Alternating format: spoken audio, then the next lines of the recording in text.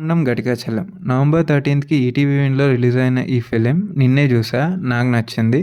రవిబాబు గారి ఫిలిమ్స్ అంటే నాకు చాలా ఇష్టం. 'నువ్విలా', 'అనసూయ', 'మనసార'. Comment your favourite films down. Here is my opinion on this film. Very clean comedy. Story విషయానికొస్తే ఘటికాచలం ఏజ్ 65కి దగ్గరలో ఉంటుంది. అతనికి ఒక తోడు అవసరం. ఆ తోడు వల్ల ఒక డెసిషన్ తీసుకుంటాడు. ఆ డెసిషన్ వల్ల ఆ ఫ్యామిలీ ఎట్లాంటి ప్రాబ్లమ్స్‌లో ఫేస్ చేసిందనేదే స్టోరీ.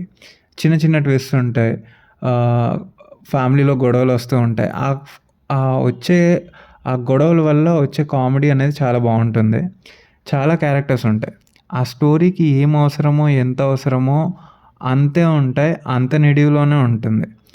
అంత నిడివిలోనే కామెడీ అనేది జనరేట్ అవుతా ఉంటది. ఇది ఖచ్చితంగా ఒక ప్యూర్ కామెడీ ఫిల్మ్ అయితే కాదు. దీంట్లో చాలా హ్యూమన్ వాల్యూస్ గురించి గానీ, మనుషులు డబ్బుల కోసం ఎలా బిహేవ్ చేస్తారు, ఎలా ఫ్లిప్ అవుతారు అనేది వెరీ కామికల్ వేలో ఉంటుంది. I think people will like it. Because the characters the b behaviour was very different.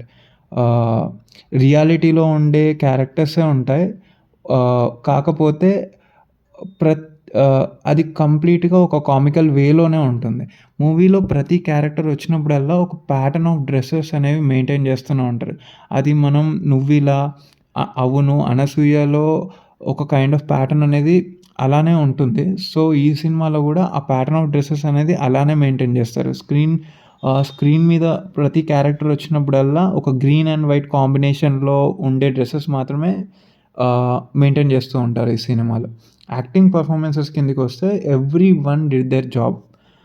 But especially Vasu and Naresh did extremely well. Naresh ఉన్న నిడివి చాలా తక్కువైనా గానీ very emotional scenes are too good అనమాట. చాలా బావుంటాయి. I hope you will love it.